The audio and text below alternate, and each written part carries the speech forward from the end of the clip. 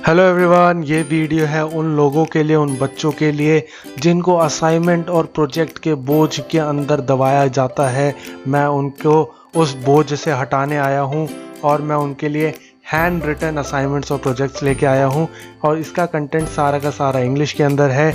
ये जो है वो स्पेशली डिज़ाइन किया गया है बीपीएड के बच्चों के लिए, एमपीएड के बच्चों के लिए, बीपीई के बच्चों के लिए और एमपीई के बच्चों के लिए। इसके अलावा जिनका भी सब्जेक्ट है काइंसियोलॉजी, वो इसको पढ़ सकता है और अपना असाइनमेंट प्रिपेयर कर सकता है। अगर आप ये असाइनमेंट और प्रोजेक्ट बना रहे हैं तो आपको just as it is jot down कर लेना है और जस्ट एक फ्रंट पेज लगा के और इसको अपना घोषित कर देना है और इसको सबमिट करा दो। ठीक है?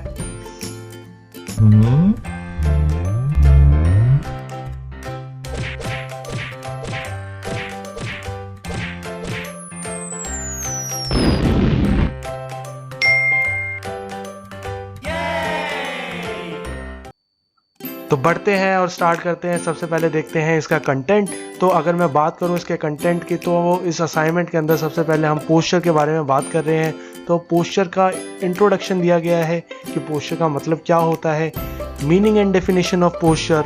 ठीक है, फिर हम बात करेंगे कॉन्सेप्ट ऑफ बैलेंस पोस्चर, यानी एक बैलेंस पोस्चर का क्या होगा, वो एक बैलेंस पोस्चर कैसे मैं डिफाइन करूँ एक बैलेंस पोस्चर। फिर मैं बात करेंगे इसके अंदर इंपॉर्टेंस ऑफ गुड पोस्चर, यानी एक अच्छे पोस्चर होने की क्या इंपॉर्टेंस है। कॉजेज ऑफ पुअर पोस्चर क्यों आ जाता है लोगों के अंदर। एग्जामिनेशन ऑफ पुअर पोस्चर, यानी अगर कोई पुअर पोस्चर में है कि नहीं है, मैं अगर उसको एग्जामिन कैसे करूं।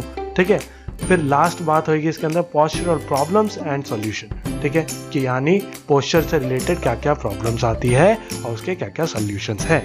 ठीक है, तो ये है हमारा पूरा असाइनमेंट। ठीक है, जो कि पूरा डिजाइन किया गया है पोस्चर के ऊपर। ओके, तो स्टार्ट करते हैं और देखते हैं असाइनमेंट। सबसे पहले बात करी गई है पोस्चर। तो पोस्चर के बारे में इंट्रोडक्शन दिया गया है। तो पोस्चर होता क्या है? Posture is an essential component of optimal human design. The structural framework of your body directly relates to the life performances, यानी तुम्हारी बॉडी किस तरीके की है, किस तरीके से बनी हुई है, वो तुम्हारे लाइफ के परफॉर्मेंस को डायरेक्टली मैं बोलूँ डिपेंड करेगी, डायरेक्टली तुम्हारे पे एम्फसाइज करेगी। ठीक है, तो by supporting the strength of the body through the finest design posture, you may enhance your ability to move, you make your feel free और you make you look good better. ठीक है, अगर मैं बात करूं एक अच्छा पोस्चर है तो क्या होगा, तुम अपनी एबिलिटी को इम्प्रूव कर लोगे, तुम बहुत ज़्यादा फ्री फील करोगे, कोई पेन वेन नहीं होगा ज़्यादा, तुम्हारी इंटरनल ऑर्गन्स अच्छी तरीके से फंक्शन होंगे। ठीक है, और तुम एक बेटर पोजीशन में भी दिखोगे, अच्छे दिखोगे। ठीक है, अगर मैं बात करूं मीनिंग ऑफ पोस्चर, ये तो हो गया उसका इंट्रोडक्शन की पोस्चर से होगा क्या। अगर मैं बात करूं मीनिंग ऑफ पोस्चर, पोस्चर होता क्या है? Posture is the position in which you hold your body upright against gravity, यानी अगर मैं बोलूँ ग्रेविटी के खिलाफ अपने बॉडी को किस तरीके से रखते हो, तो वो है पोस्चर। तो पोस्चर क्या हो सकता है? खड़े, किस तरीके से खड़े होते हो आप, किस तरीके से आप बैठते हो और किस तरीके से आप लेटते हो। ठीक है, तो ये सारी चीज़ें आती है पोस्चर के अंदर। It is determined by alignment of your spine, यानी हमारी जो वर्टिबल कॉलम आती है, जो हमारी ऐसे करके स्पाइन बनती है, तो उसकी अलाइनमेंट कैसी है। अगर उसका प्रॉपर शेप आ रहा है तो उसका अलाइनमेंट ठीक है, या उसके अंदर कर्वेचर ज़्यादा आ रहा है या वो आउटवर्ड ज़्यादा शिफ्ट हो रही है, तो उसके अंदर कुछ ना कुछ दिक्कत है। तो यानी कोई ना कोई पोस्चरल प्रॉब्लम होगा आपको। ठीक है, आगे बढ़ते हैं और देखते हैं कॉन्सेप्ट ऑफ बैलेंस पोस्चर या गुड पोस्चर। बैलेंस पोस्चर का कॉन्सेप्ट क्या है? तो गुड पोस्चर या बैलेंस पोस्चर क्या है? That you need to be aware always of holding yourself in a way that puts the least strain on your body whatever you are doing. अगर एक good posture क्या है कि तुम ज़्यादा सोच ही नहीं रहे उस बारे में, तुम्हारी बॉडी ने खुद को ही इस तरीके से होल्ड कर रखा है कि तुम्हारी बैक जो है वो, मतलब हमारी मसल्स पे कम से कम स्ट्रेन पड़ रहा है, कम से कम प्रेशर पड़ रहा है, और तुम जो मर्जी करो हमारी बैक और हमारी मसल्स पे कम से कम स्ट्रेन पड़े। ठीक है, तो वो एक गुड पोस्चर होगा। अच्छा, इस गुड पोस्चर के फायदे क्या है? Sustaining a good posture is big part of your health.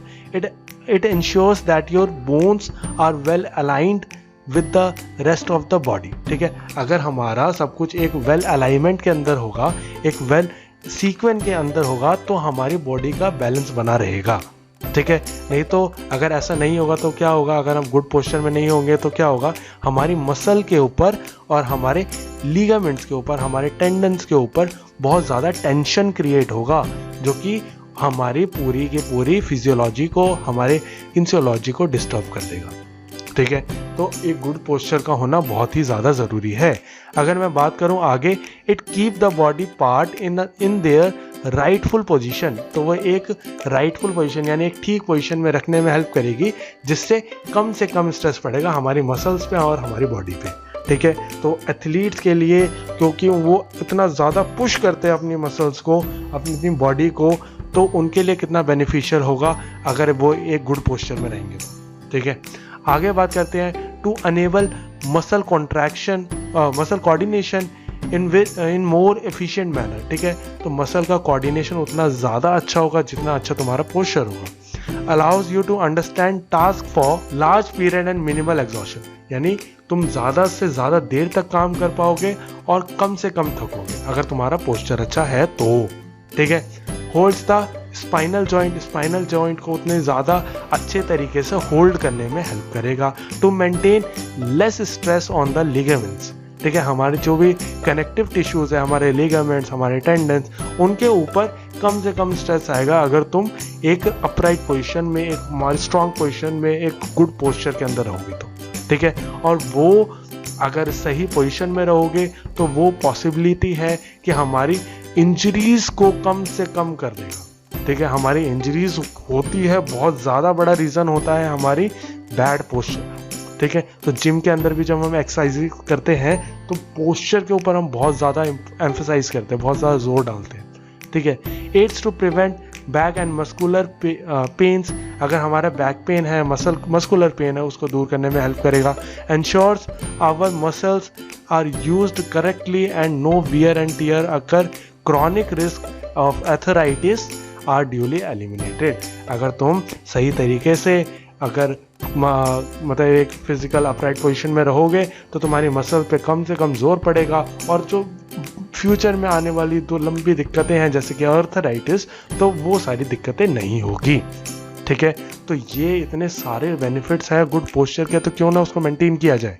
ठीक है, आगे बात करते हैं कॉजेज ऑफ पुअर पोस्चर, कि भाई हर कोई मेंटेन करना ही चाहता है, हर कोई मेंटेन करता भी है, तो ये पुअर पोस्चर कहाँ से आ जाता है। तो अगर मैं बात करूँ पुअर पोस्चर आता कहाँ से है, तो वो आता है मस्कुलर इम्बैलेंसेस के अंदर, यानी हमारे मसल जो है जितना साइज होना चाहिए उतना नहीं है।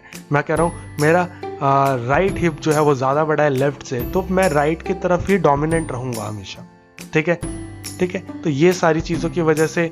फिर आता है जनरल वीकनेस की वजह से, अगर जनरली वीक है किसी के नी तो वो अपने आप ही बेंड हो जाएगा। अगर किसी की बैक वीक है या चेस्ट पेक्टोरलिस मसल यानी चेस्ट मसल जो वीक है तो वो अपने आप ही आगे की तरफ बेंड ओवर हो जाएगा। ठीक है, अगर उसकी बैक स्ट्रांग हुई तो वो होल्ड करके रख पाएगा। एक्सेस वेट है, अगर बहुत ज़्यादा वेट पुट ऑन कर लेता है वो, तब भी उसका पोस्चर जो होगा वो ख़राब हो जाएगा। और ख़राब पोस्चर की वजह से लॉस ऑफ प्रोप्रायोसेप्शन भी होता है, और मैं कहूँगा अगर लॉस ऑफ प्रोप्रायोसेप्शन है तब भी हमारा पोस्चर भी ख़राब होता है, तो ये वाइस वर्सा चलता है। ठीक है, पुअर पोस्चर की वजह से हमें रेस्पिरेटरी कंडीशन आ जाता है, क्योंकि हम एक आगे की तरफ बेंड हो जाते हैं और हमारे लंग्स को प्रॉपर स्पेस नहीं मिलता ताकि वो सांस ले पाए। ठीक है, लॉस ऑफ सेल्फ एस्टीम, मैंने यहाँ पे बनाने की कोशिश करी थी लेकिन बन नहीं पाया। ठीक है, लॉस ऑफ सेल्फ एस्टीम, अगर वो अच्छी पोजीशन में नहीं रहेगा, बहुत ज़्यादा बेंड रहता है या बहुत ज़्यादा टेढ़ा मेढ़ा रहता है, तो उसको खुद को भी बहुत ज़्यादा है ना क्या कॉन्फिडेंस नहीं आएगा, लोग भी उसको टीज करेंगे। ठीक है, डीजनरेशन ऑफ स्पाइन, अगर तुम प्रॉपरली ध्यान नहीं दोगे अपने पोस्चर का तो तुम्हारी स्पाइन जो है वो डीजनरेट होना स्टार्ट हो जाएगी और तुम्हारी मसल में लगातार पेन बना ही रहेगा। ठीक है, अच्छा मैं कैसे पता लगाऊं कि मेरा पोस्चर ठीक है कि नहीं है, तो इसका सबसे बेस्ट तरीका है 3 डायमेंशनल एनालिसिस। ठीक है, अब ये मत पूछना क्या होता है ये, क्योंकि इसके ऊपर ये बहुत बड़ी सी स्टडी है, थोड़ा सा तरीके से पढ़ेंगे तभी हमें ये समझ आएगा। ठीक है, और इतने से असाइनमेंट में इसको पूरा एक्सप्लेन करना थोड़ा सा मुश्किल है। और आगे देखते हैं स्पाइनल सेगमेंटल अलाइनमेंट। ठीक है, यानी हमारी स्पाइन की अलाइनमेंट कैसी है, वो प्रॉपरली जिस शेप के अंदर जो प्रॉपर उसका नेचुरल कर्व है उसके अंदर रहता है कि नहीं रहता। Observing the patient on their sitting, moving and lying position, ठीक है। अगर उसका हम जो भी हमारे पास पर्सन आ रहा है या कोई भी पर्सन है उसका सिटिंग पोजीशन देखो, उसका मूविंग पोजीशन और उसका लाइंग पोजीशन देख लो, तो तुम्हें पता चलेगा उसका पोस्चर कैसे है, ठीक है।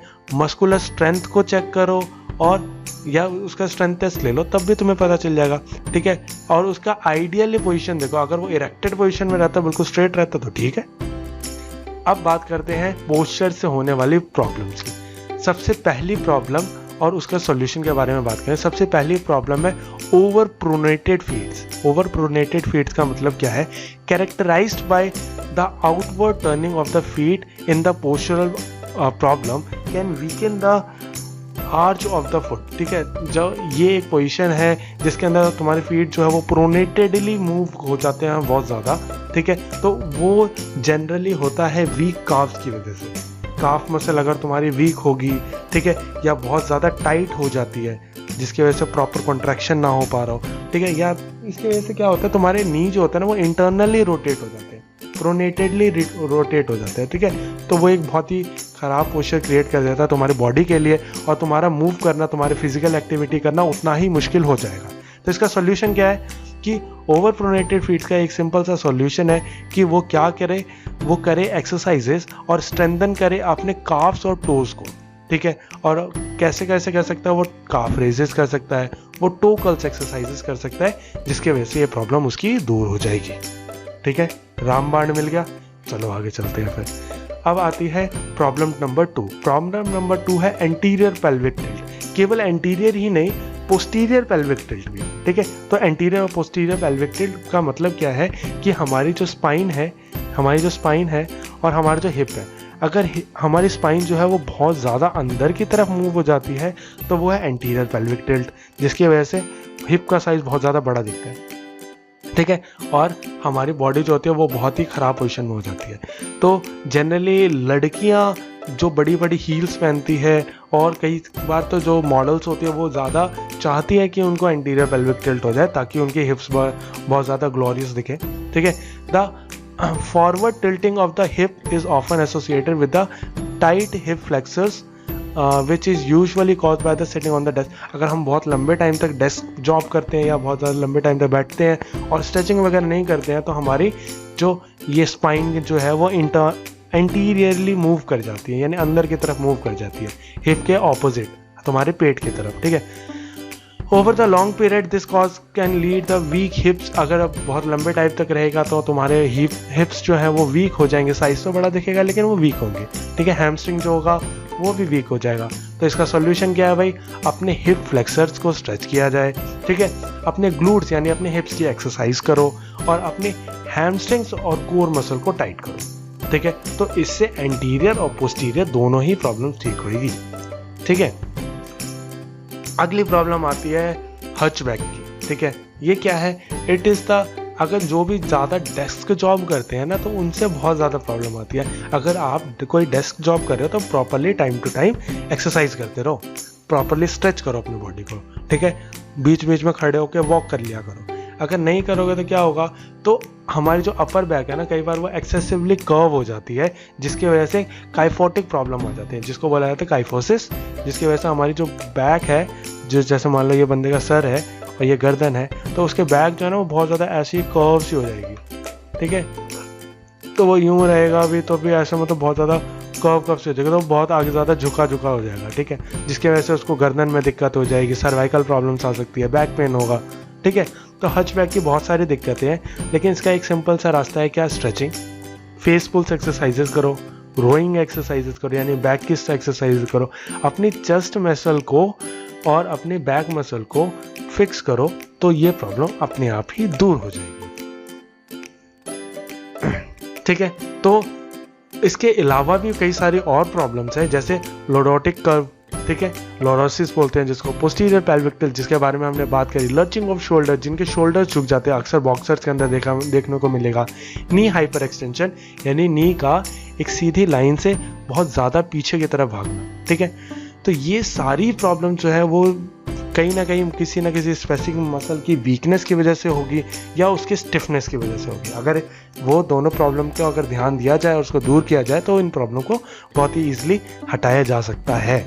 ठीक है, अब बेनिफिट्स ऑफ गुड और बैलेंस पोस्चर। अगर तुम्हारा अच्छा पोस्चर है और बैलेंस पोस्चर है तो उसके फ़ायदे क्या है कि भाई तुम्हारी लोअर बैक पे टेंशन कम रहेगी, तुम्हारा जो हेडेक है वो कम आएगा। ठीक है, तुम्हारा एनर्जी लेवल बूस्ट अप रहेगा, तुम्हारी लेस टेंशन होगी शोल्डर पे, पेन पे और अपर बैक पे। ठीक है, इसके साथ ही साथ तुम्हारी जो risk of abnormal wearing of joints, यानी घुटनों का ख़राब होना, जॉइंट्स का ख़राब होना, वो जो होगा वो नहीं होगा। ठीक है, लंग्स कैपेसिटी जो होगी वो इंक्रीज रहेगी, वरना आगे की तरफ झुक जाओगे तो लंग्स को मूव करने के लिए जगह ही नहीं मिलेगा, तो वो अपने आप ही रिड्यूस हो जाएगा। ठीक है, इम्प्रूव्ड सर्कुलेशन, हमारा बॉडी सर्कुलेशन बहुत अच्छा होगा, हमारा डाइजेस्टिव सर्कुलेशन बहुत अच्छा होगा। रिड्यूस टेम्पोमैंडिबुलर जॉइंट जो होते हैं उनका पेन को रिड्यूस करने में हेल्प करेगा। Improved core and specular strength, हमारे स्कैपुलास की स्ट्रेंथ को, हमारे कोर की स्ट्रेंथ को बेटर करेगा। ठीक है, हमारे वर्कआउट्स को इफेक्टिव बनाएगा। ठीक है, हमें टॉलर दिखाने में भी हेल्प करेगा अगर तुम्हारी पोजीशन अच्छी रहेगी तो। ठीक है, तुम्हारा सेल्फ एस्टीम को बूस्ट करेगा। उसके साथ ही साथ these are the common benefits, ये बहुत ही बेसिक बेनिफिट्स है जो कि तुम्हें हेल्प करेंगे तुम्हारी वॉकिंग कंडीशन में, तुम्हारी सिटिंग कंडीशन में, तुम्हारी लाइंग में और तुम्हारी रिलैक्सिंग में। तो ये था पूरा का पूरा असाइनमेंट। आई होप कि तुम्हें समझ आया होगा अच्छे से, ताकि तुम आंसर भी कर पाओ इनके बारे में। तो जिनको भी असाइनमेंट प्रोजेक्ट बनाना है वो एज इट इज़ इसको लिख सकते हैं, और साथ में जस्ट अपना एक फ्रंट कवर बनाओ, फ्रंट पेज बनाओ, उस पर अपनी इन्फॉर्मेशन डालो और पूरा एज इट इज़ आप लिख के सबमिट कर सकते हैं। ठीक है, तो मैं होप करता हूँ कि तुम्हारा वीडियो पसंद आई होगी। Thank you so much and my name is अनुष्ठाक। Thank you.